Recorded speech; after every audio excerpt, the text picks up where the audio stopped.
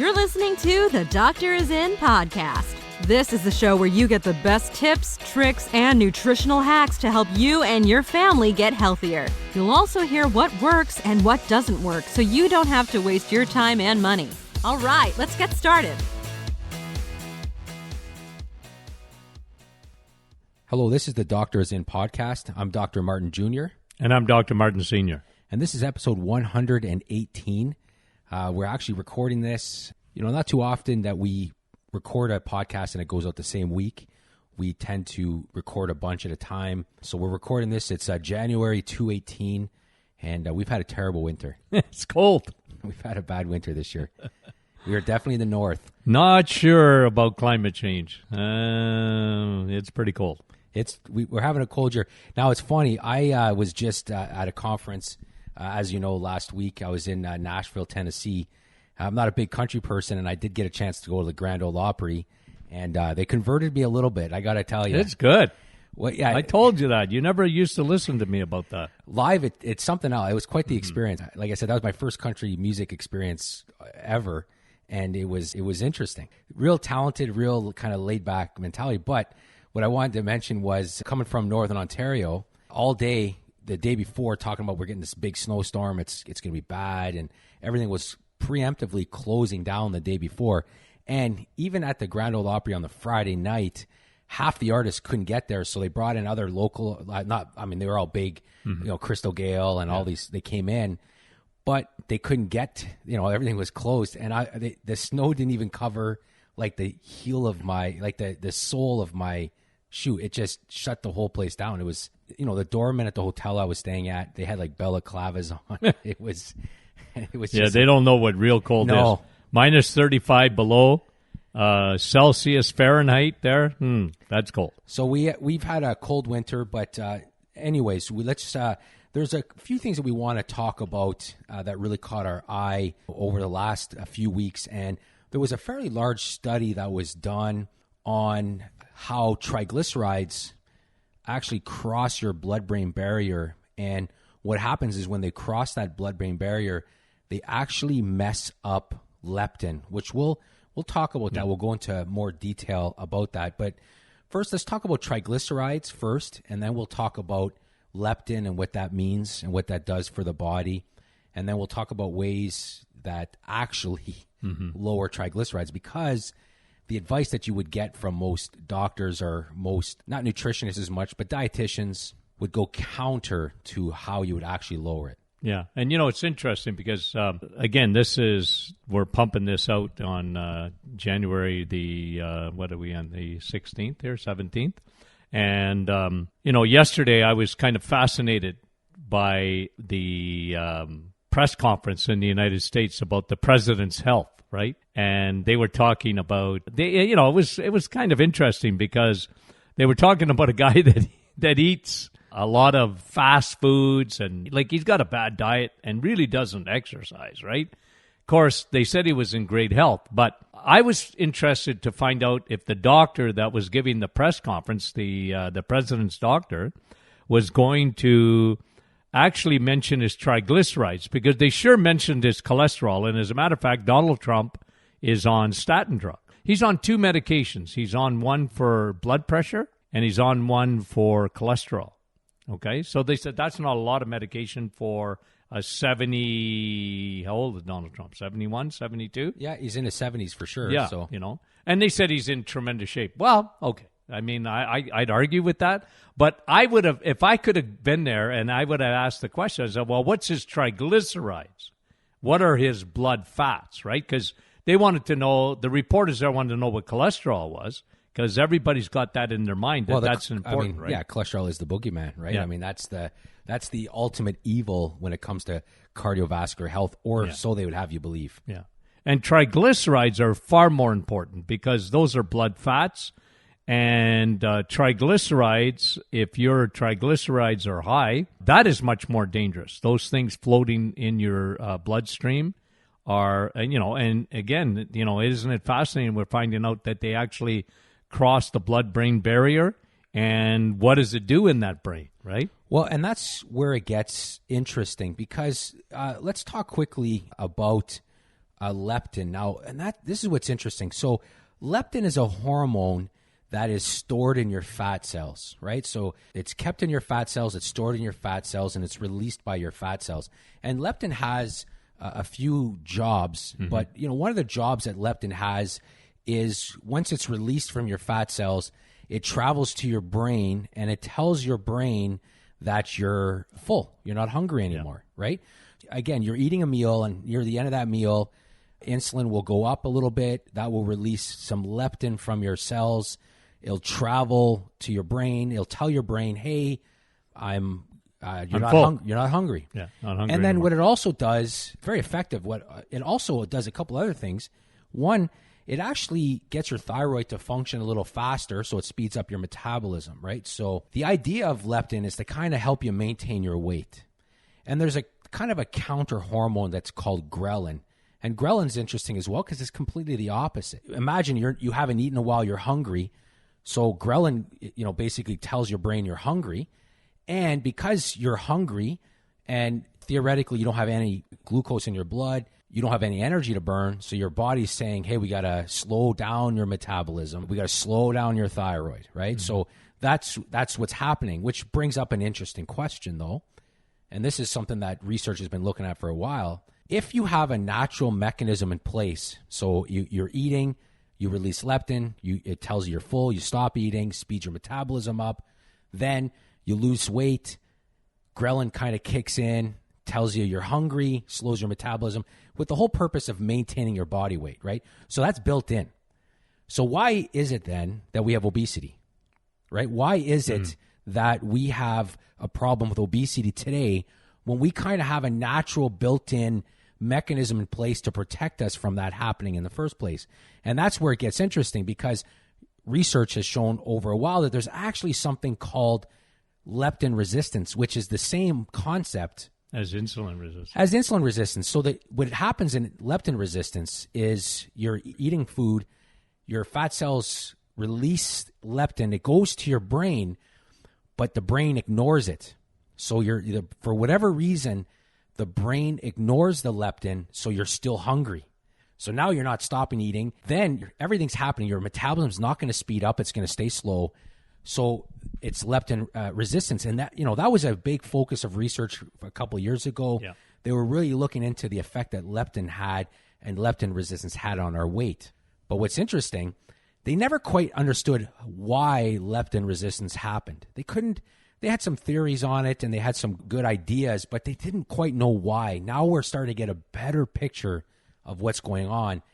And it has to do with the triglycerides crossing that blood-brain barrier, messing up how leptin works in the brain and making you resistant to leptin. Again, if you take a bird's eye view now, step back and you look at this whole process, the same thing that causes high triglycerides also causes leptin resistance. And of course, we're talking about high circulating insulin. So really, insulin is the main driver of triglycerides. It's the main driver of leptin resistance. So similar to what we've been saying all along, it's just we're getting a deeper understanding now of all the effects that high circulating insulin has on your body and your brain. And again, just to go and remind people about what triglycerides are, they are blood fats, the true blood fats that are dangerous. And I always tell my patients, if you don't ask, you won't find out. But ask your doctor when they do the traditional test. Find out, they're going to harp on your cholesterol levels, but I want you to know what your triglyceride levels are, because if they're over 1.71,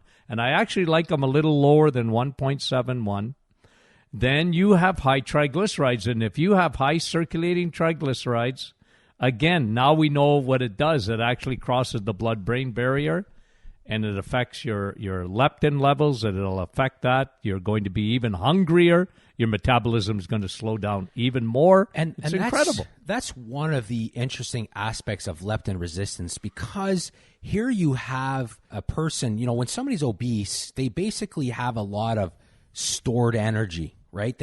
Their fat cells are just loaded with energy that's waiting to be burned.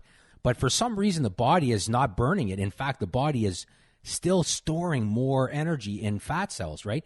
It's kind of which tells you that weight loss is a lot of hormonal issues, right? I mean, I don't care what anybody says. The very fact that the body has a lot of stored energy and is not using it and would rather take what you're eating right now and store more tells you that there's a problem with your hormones somewhere going on inside you. Yeah. So imagine you become leptin resistant. So what happens, and this is fascinating. So a person is not, they don't even know when they're full, first of all, and their body just continually is hungry, right? So, there's been a lot of research and a lot of books written on the idea of always hungry, right? Always being hungry, and yet you've consumed enough. If you were to write down the amount of calories you had in that day, you ate a lot of food, but somehow you're still hungry. And I'll tell you, nothing will sabotage any eating plan more than hungry. Hunger is the ultimate. It's not mindset. It's not all those things that are out there. If you are hungry, it's going to fail. You cannot go hungry every day. It doesn't work. So if somebody says, hey, I'm going to do this plan, and then they're just hungry all the time, that's not a lifestyle. They may be disciplined for the first 2, 3, 4 days, but I'll tell you, hunger always wins in the end. Yeah. Yeah. Hunger always wins. So you have to correct leptin resistance. So now let's reverse engineer that quickly. So if leptin resistance occurs in large part because the triglycerides are crossing the blood-brain barrier, so you want to keep your triglyceride levels low. So in order to correct triglyceride problem, you got to keep your insulin low. And in order to do that, the best way to do that is to eat a lower carb, especially a processed carbohydrate diet, right? High processed carbohydrate, crappy carbs like we call them. Because where are triglycerides made? They're made in the liver, right? So, and the liver is it's a suitcase, right? And it's an overworked organ in our society today because it's just constantly having to do something, unfortunately. So again, it always comes back around to keeping insulin low and eating a lower carb, and especially definitely a lower processed carb diet, right? Yeah. That's the way. So we talk a lot about that in our program, Serial Killer Revisited. That's a program that we created specifically to help people lower their insulin levels. We really talk about leptin there, and it's how important it is. And that's why we always talk about correcting insulin to correct leptin, right? It's one of those things that you attack we mention this a lot on podcasts. We're cause and effect people. Leptin resistance is the effect of something. Now we're getting a better idea what that effect, what that cause is with triglycerides. But what causes triglycerides is insulin. And what causes high elevated insulin? Crappy carbs, high sugar diet, high fructose corn syrup. Those are the things that cause those types of issues. And I tell my patients, I'm going to send you home with a 30-day plan. If you got high triglycerides, I'm going to send you home with a 30-day plan. In 1 month, I'm going to lower your triglycerides significantly. And again, what is the most common denominator? Not cholesterol. Cholesterol is not the common denominator in heart disease or heart attacks. What is the statistic? 70, 80% of people that have heart attacks have absolutely normal cholesterol. I think mainstream will catch up. I think there's a lag. A couple years from now, mind you, there is a lot of big money behind cholesterol being the boogeyman type thing, but the research isn't there, and it's coming out, right? Yeah. People live longer if they have higher cholesterol levels. Seniors, their brains work better if they have higher cholesterol level. All-cause mortality goes down if they have higher cholesterol levels. You don't want low cholesterol. No. You do not want low shooting cholesterol. For low cholesterol. No, that's a terrible, terrible goal. Your brain is a fat. It needs the cholesterol. Yeah. Anyway, and so cholesterol is and again, just to reiterate, there is no medication that lowers your triglycerides. The medication is food, right? So there's a medication to lower your cholesterol. But the triglycerides is directly related to the amount of crappy carbohydrates you're eating. It's just sugars and carbs. So a lot of the advice out there in terms of eating when it comes to lowering triglycerides is the standard, eat more whole grains. Yeah, well, it makes it worse. They may say cut down sugar. That's becoming more of a normal standard thing, more accepted everywhere. So they may say to you, hey, cut down sugar, eat more whole grains, and watch out for saturated fat, which is... If somebody tells you when it comes to triglycerides to cut down saturated fat or watch out for saturated fat, then they have not read a study in the last 5 years. Yeah. I mean, they are opening up a textbook. I remember even when I was in college, biochemistry, opening up a textbook, and it was already really old, right? Like that's what they're doing. They have not been keeping up with the research. The research has vindicated fat, and has definitely vindicated saturated fat. So I mean that's the thing. But that's what they'll tell you, right? Lower sugar, maybe. Definitely watch your fats. Increase your whole grains. Now, if you do that, you're going to have higher triglycerides. You're going to have a lot more problems. You'll be constantly struggling to watch for your triglycerides. If you actually want to lower your triglycerides, low carb diets work for triglycerides unlike anything else. Also, we were talking off air about this just before coming on. You know, one of the best supplements to lower triglyceride levels are omega-3 fatty acids, and specifically DHA. DHA, omega-3 fatty acids, tremendous.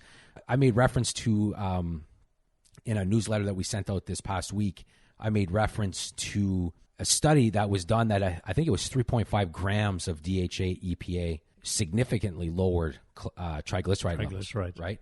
So I mean, that's easy. That's a couple capsules of our DHA, and boom, right? So combining DHA and a low-carb diet is, by far the best way to lower your triglycerides. Absolutely. All right, so we found that study interesting. That was an interesting study. Just confirms what we're doing.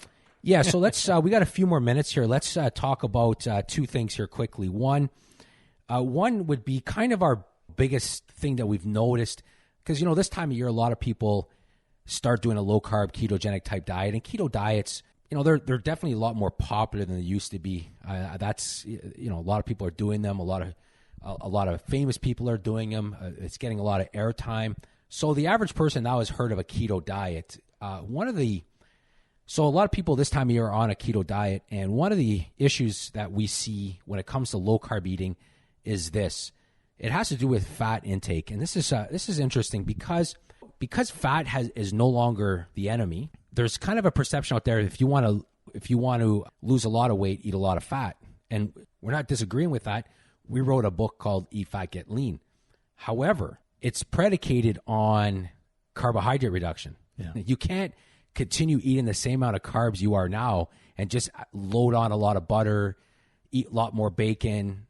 You can't do that because still to this day, the worst combination of foods to eat are carbs and fats. Carbs and fat, which is why you don't see that. I mean, there's not a food in nature that's a high fat, high You carb. mean not poutine? Yeah. There's no high, right? Yeah. I mean, it just doesn't exist. Yeah.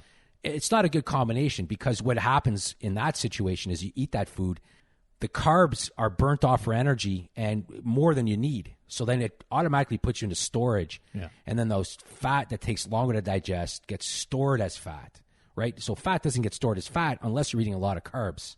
Unless you're eating a lot of sugar. Yeah, so they're burning that as energy, right? They're burning the sugar because it's quicker, right? So if you have a real processed carby meal, like, for example, potato chips, right, which is, or like donuts, for example, high sugar, high glucose, high carbohydrate. What did you say about donuts? Isn't that the perfect that's food to fatten up a mouse? Yeah, that essentially a donut is kind of a rat chow that you would feed in a study to get the rat to be obese, right? If you wanted the rat to gain a lot of weight, that's kind of the perfect combination. It's a combination of like processed oils, vegetable oils creates inflammation. It's just a perfect combination. So it's enough carbs that the rat will burn that off for energy, but it's too much carbs. So then they go into storage, and then all that fat that they eat with that thing just goes right into storage, right? So it's just a terrible combination. So if you're starting a low carb diet and you're eating more fat, then you better be bringing your carbohydrate down. Right down. Yes, absolutely. Yeah. You can go high protein, high fat, but you better be low carb.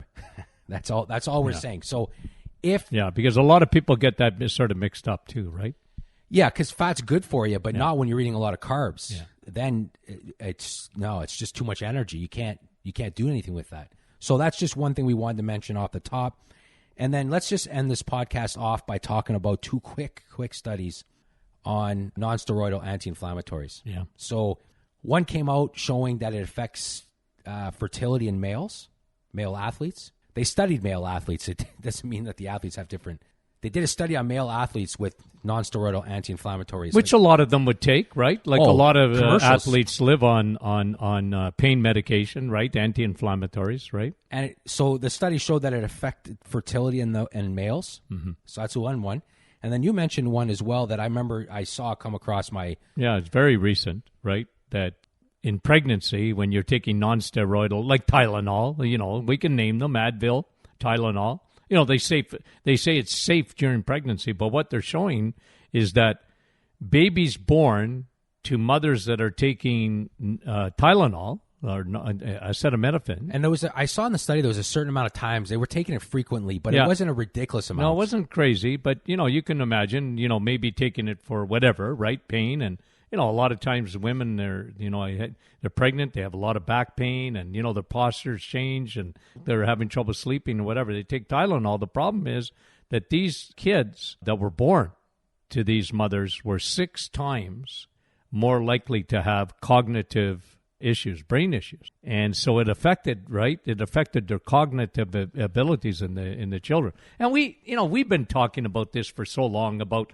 They're almost antibiotics, and we've talked so often about antibiotics and what they do to the microbiome, and antibiotics can save your life, but they cause lots of issues with your gut, and they cause leaky gut and dysbiosis and overgrowth of candida. Well, non-steroidal anti-inflammatories do the same thing.